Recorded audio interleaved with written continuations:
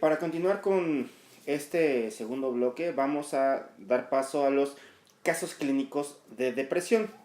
Sabemos que la tristeza es una de las emociones básicas del ser humano, pero la depresión es un trastorno que ya corresponde a la psiquiatría, por el problema que este genera en la vida de las personas que lo padecen.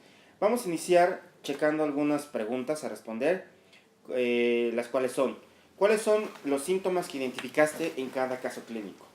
¿Cuál es el probable diagnóstico y en qué te basas? Pues bueno, estamos utilizando la CIE-10 y el DSM-4. ¿Cuál crees que sería el seguimiento y quién crees que debería atender a un paciente con estas características? Vamos a dar paso al primer caso clínico. Se trata del señor Saúl, de 82 años, casado desde hace más de 60 años, jubilado, padre de 5 hijos, 3 varones y 2 mujeres, hombre de carácter fuerte, voz clara y mirada penetrante. Llegó a consulta acompañado de su esposa. Ambos comentaron que desde hacía casi año y medio él mostraba dificultad para entender lo que comentaban sus familiares o quienes le rodeaban. No identificaba lo que decían, creía que murmuraban y sospechaba que se burlaban de él. Aseguraba que se secreteaban para que él no se enterara de lo que los demás platicaban, pero no estaba seguro de que en realidad sucediera todo lo que suponía, pues nunca había escuchado que sus hijos o nietos se expresaran mal de él, y menos en su presencia.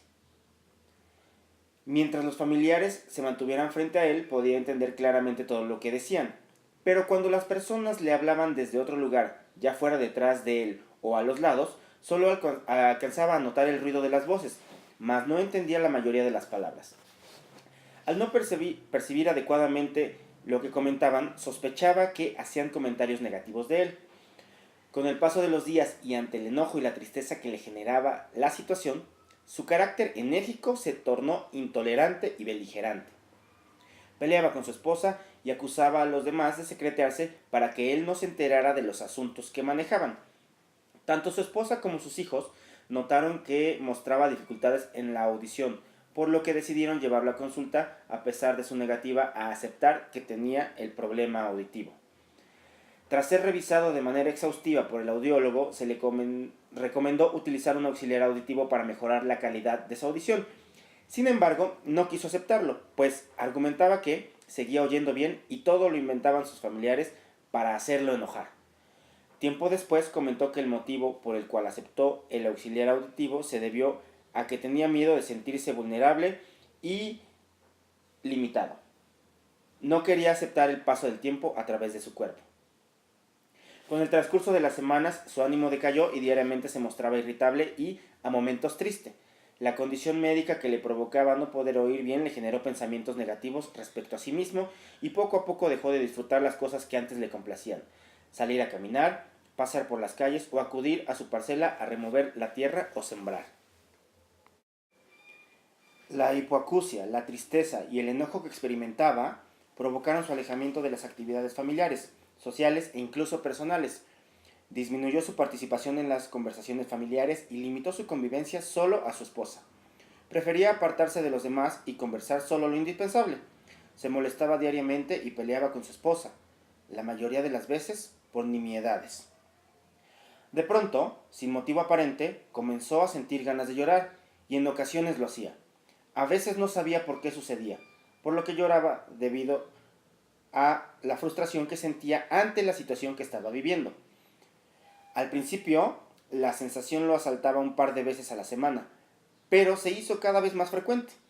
Había días en los que le costaba mucho trabajo levantarse de la cama, por lo que dormía mucho más de lo acostumbrado. Comenzó a notar que el tiempo pasaba lentamente, que los días se hacían largos y tormentosos. Su sentir físico y emocional era menos soportable cada día. Además, presentó limitaciones en sus actividades al sentir que cada vez tenía menos energía. Todo le pesaba, en ocasiones hasta caminar. Por su cabeza pasaban pensamientos que le recordaban lo inútil que se sentía al no poder mejorar su situación. Con el paso del tiempo llegó a pensar que sería mejor si Dios se lo llevara, es decir, si dejaba de existir. Pero jamás pensó en quitarse la vida. Ocasionalmente, tanto sus hijos como su esposa lo notaban distraído y ensimismado. Algunas de las discusiones nacían porque los familiares se veían en la necesidad de utilizar un tono de voz más elevado en las frases que, además, tenían que repetirle, lo que le molestaba mucho porque le parecía una falta de respeto. Aseguraba que les entendía a la primera, pero no siempre era así. Saúl se negaba a aceptar su realidad. Al verlo triste e irritable durante más de 6 meses, sus hijos insistieron en llevarlo a revisión médica con un especialista en medicina interna, quien, tras realizarle una extensa entrevista y explorarlo, solicitó estudios de laboratorio que no mostraron afección alguna, pero se le inició tratamiento. Tras una semana de haber iniciado el tratamiento, el señor Saúl comenzó a mostrar mejoría y a sentirse con mayor energía y buen ánimo. Dejó de llorar y de sentirse vulnerable. Mejoró su desempeño y su apetito. Incluso notó que se concentraba mejor. No obstante, decidió suspender el medicamento por miedo a volverse dependiente. Unas semanas después de la suspensión del medicamento, la sintomatología regresó y se exacerbó. Fue entonces cuando Saúl volvió a acudir a valoración con su médico de cabecera, quien lo envió a psiquiatría para buscar un diagnóstico y tratamiento más preciso. Los días pasaron y casi medio año después, Saúl decidió que era momento de acudir con el psiquiatra. Bueno, pues una vez leído el caso clínico, vamos a analizar la sintomatología y cómo se ha presentado esta a través del paso de los años. Al momento de la consulta tenía 82 años y cuando empezaron los síntomas tenía 80. El señor Saúl, de 82, casado desde hace más de 60 años, jubilado, padre de 5 hijos, hombre de carácter fuerte, llegó a consulta acompañado de su esposa. Como enfermedad médica, pues cursa con hipoacusia bilateral, es decir, disminución del sentido de la audición. Este fue el síntoma inicial de su padecimiento y secundario a esto comenzaron los síntomas depresivos y todo lo que vamos a ver a continuación. Bueno, él tenía ideas paranoides por la hipoacusia. Ideas paranoides dentro del pensamiento normal. Él desconfiaba de lo que decían porque ya no escuchaba. Sin embargo, hacía conjeturas, pero esas conjeturas cuando las confrontábamos sabía que podían no suceder. Es decir, sabía que su pensamiento lo estaba llevando a tener ese tipo de ideas. Por lo tanto, estas ideas no fueron de carácter delirante. La misma dificultad para escuchar lo llevó a sentirse frustrado y a sentir enojo y tristeza.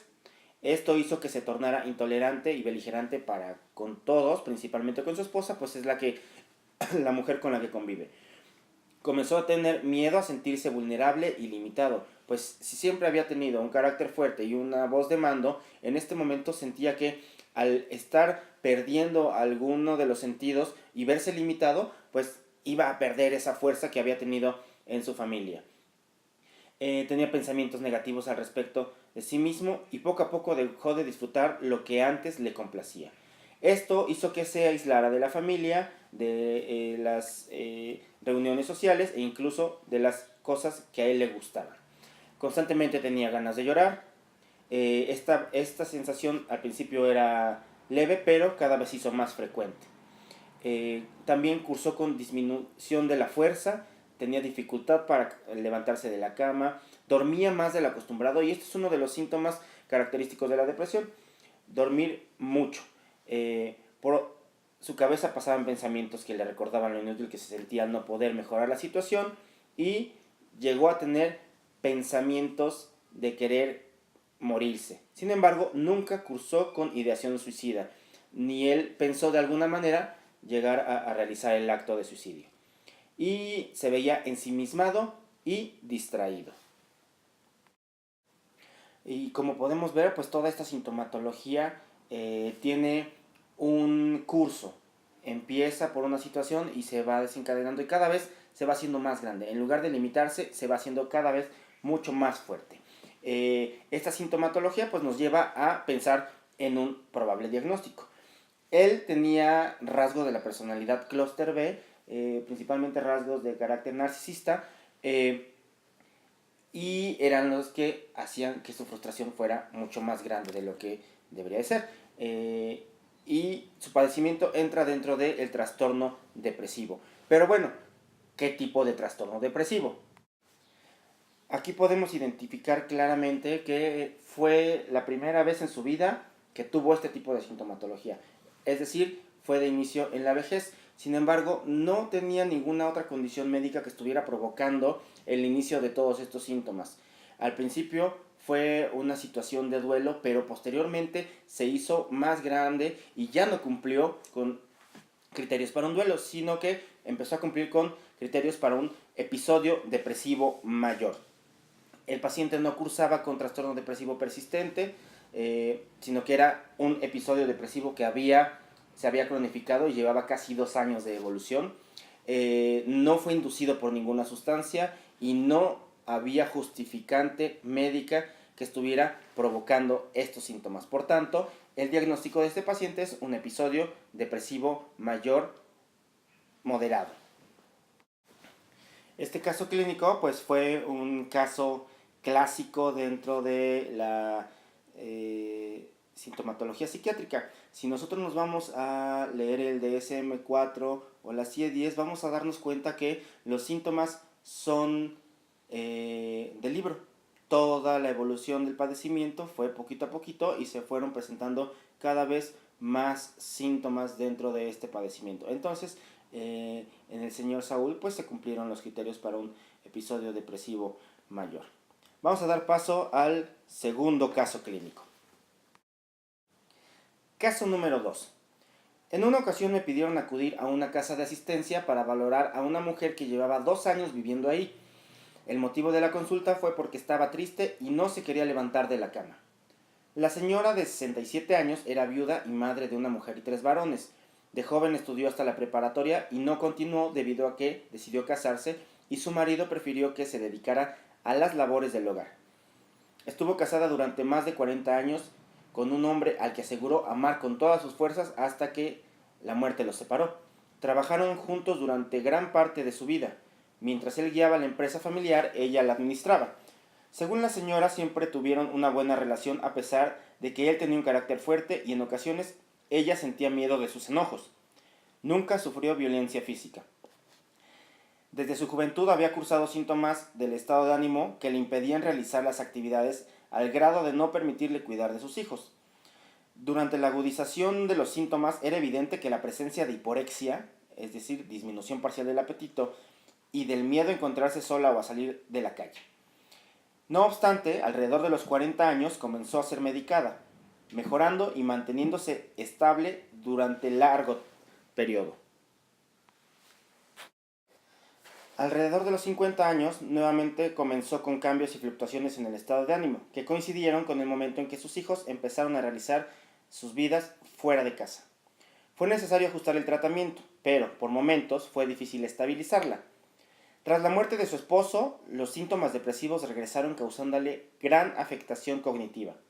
Estaba muy triste, enojada y fatigada. Pasaba días recostada en la cama, incluso sin comer. Dejó de leer, de pasear por la ciudad o de salir a centros comerciales o a restaurantes. Algunos recuerdos parecían nublados, incluso le fue imposible recordar el momento en el que discutió con uno de sus hijos a tal grado que tomó sus cosas y se fue a vivir a casa de su hermana durante varios meses, en los que parecía haber mejorado. Pero un día despertó y decidió que lo mejor para ella era vivir en un asilo, por lo que a partir de ese entonces buscó el mejor lugar de acuerdo con su condición. La mujer aseguraba sentir que vivía en un sueño, sin saber si se debía a la medicación o por su profunda tristeza. A pesar de que pudo deberse a ambas situaciones, en ese momento no había documentación de medicamentos que provocaran dicha sintomatología.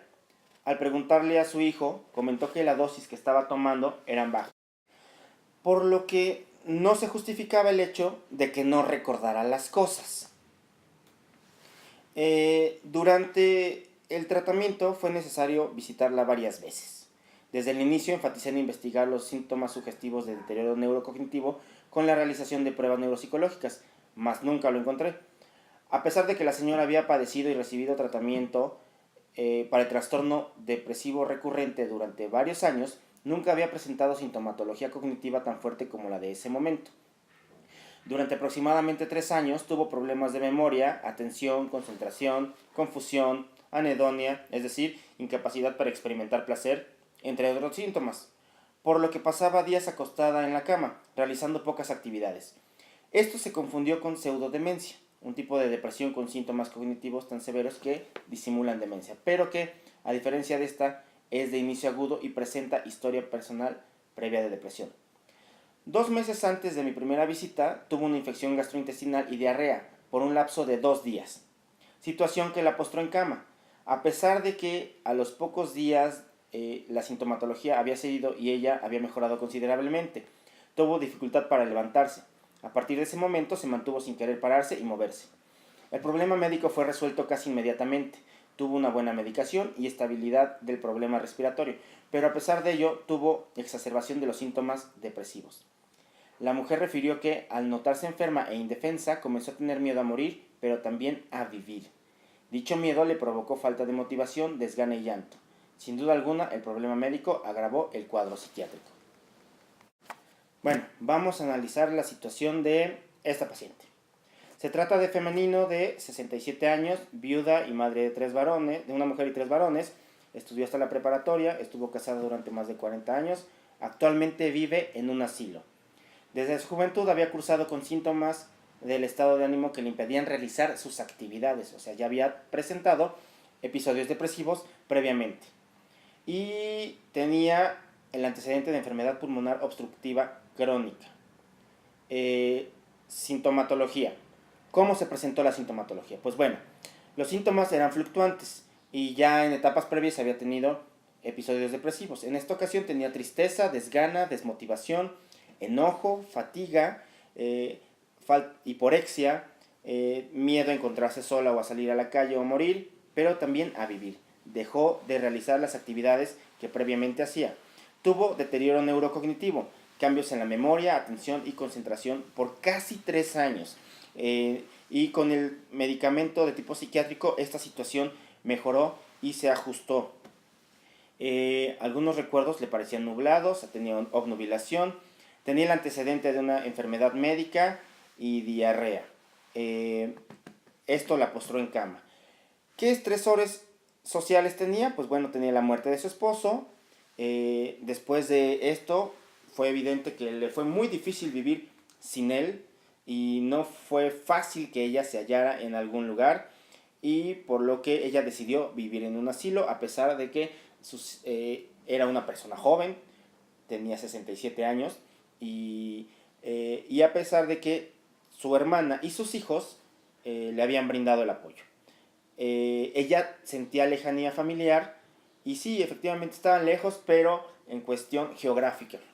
Uno de sus hijos vivía cerca de ella, pero los otros 2 vivían en otras ciudades. A pesar que desde joven ella había cursado con sintomatología psiquiátrica, hasta los 40 años fue que se le empezó a medicar y mejoraba de estos síntomas. A los 50 años los hijos empiezan a salir de casa y ella empieza a presentar mayor cantidad de síntomas. Entonces ella cursó con episodio depresivo de larga evolución, episodios que se repitieron una y otra vez. Y bueno, estos síntomas cuando los agrupamos pues nos podemos dar cuenta que cumple también con todos los criterios para cursar con un episodio depresivo mayor. A diferencia del primer caso, este caso presentó episodios previos durante muchísimo tiempo. Y también a diferencia, el cuadro médico agravó la sintomatología psiquiátrica que ella estaba cargando.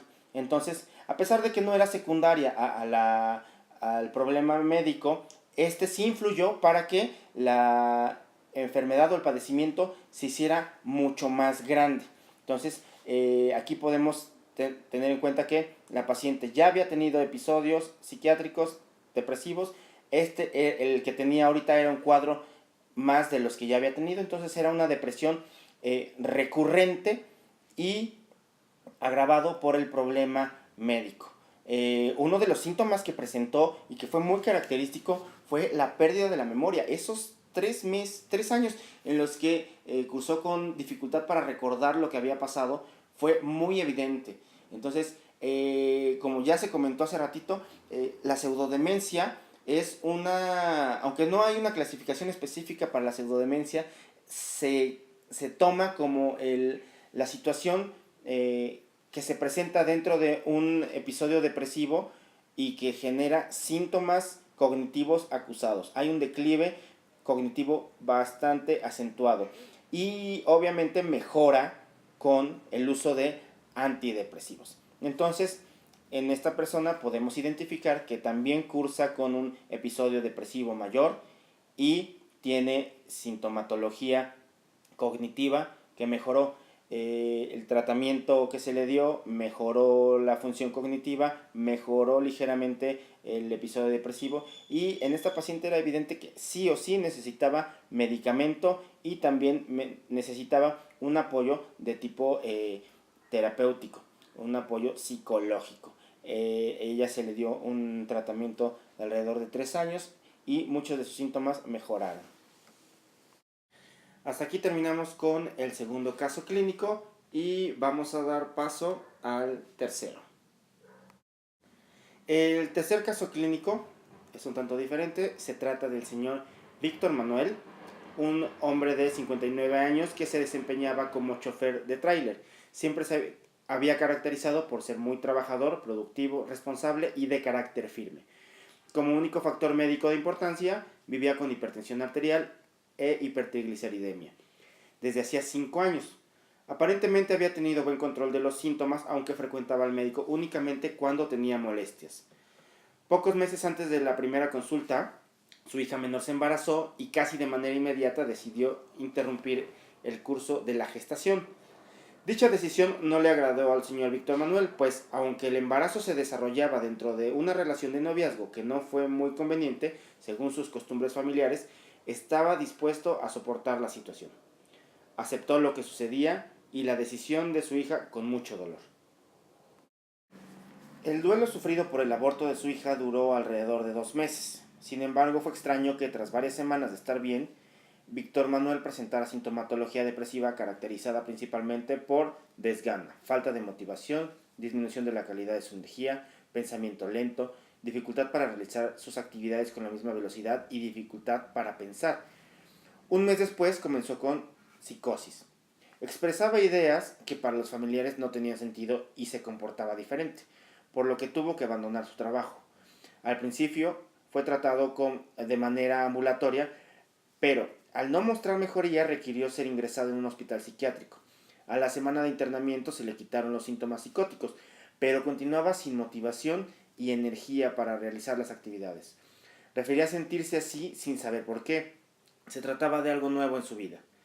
Durante la hospitalización se le realizaron estudios sanguíneos y de laboratorio, mismos que mostraron dislipidemia. También se le realizó una tomografía axial computadorizada en la que se encontraron lesiones vasculares muy pequeñas en la región frontal, pero fuera de esto no se encontró algo más. Pues analizando el caso de nuestro paciente, podemos ver que el señor Víctor Manuel, un hombre de 59 años, de oficio chofer, casado, padre de 2 hijos, con una personalidad muy trabajador, productivo, responsable y de carácter firme. Hasta el momento no había tenido antecedente de padecer algún trastorno de tipo psiquiátrico, ni trastorno depresivo mayor, distimia, ningún tipo de psicosis, ansiedad. Tampoco tenía el antecedente del consumo de sustancias. Y como enfermedad médica, pues cursaba con hipertensión arterial e hipertrigliceridemia de 5 años de evolución. Fuera de eso no tenía alguna patología. Bueno, pues el padecimiento empezó a los 58 años y en el momento de la consulta tenía ya 59. ¿Cuál fue la sintomatología que estaba teniendo? Primero, duelo y posteriormente empezó con síntomas depresivos. Estos caracterizados por tristeza, desgana, desmotivación, disminución en la calidad de su energía, pensamiento lento, dificultad para realizar actividades con la misma velocidad y dificultad para pensar. Posteriormente se agregó psicosis y esto hizo que ingresara a un hospital psiquiátrico. Tuvo una situación estresante que se relacionaba con el padecimiento, que fue el estresor que su hija menor se embarazó y posteriormente abortó. Y bueno, pues obviamente la sintomatología sobrepasó la forma en como él estaba acostumbrado a reaccionar ante situaciones similares. Y bueno, los estudios que se le realizaron arrojaron tomografía axial computadorizada, encontrando lesiones vasculares muy pequeñas en región frontal. Ya poniendo todos los síntomas en perspectiva, pues vamos a ver que el paciente cursa claramente con un cuadro depresivo, y a diferencia de los otros dos casos, en esta ocasión cursa con síntomas que no se habían presentado en los casos anteriores, que son síntomas psicóticos. Incluso ninguno de los dos casos anteriores había necesitado hospitalización. En este caso fue necesaria la hospitalización. La gravedad de los síntomas fue tal que presentó síntomas psicóticos, pero aquí hay una característica importante. El paciente presentaba lesiones vasculares en región frontal. Sabemos hoy en día que hay un tipo de depresión que se asocia a este tipo de lesiones, y es lo que se ha llamado depresión vascular. Como sabemos, esta clasificación no existe dentro de la CIE-10 ni del DSM-4, y por tanto vamos a colocarla dentro del trastorno depresivo debido a otra afección médica, que en este caso es lesión vascular.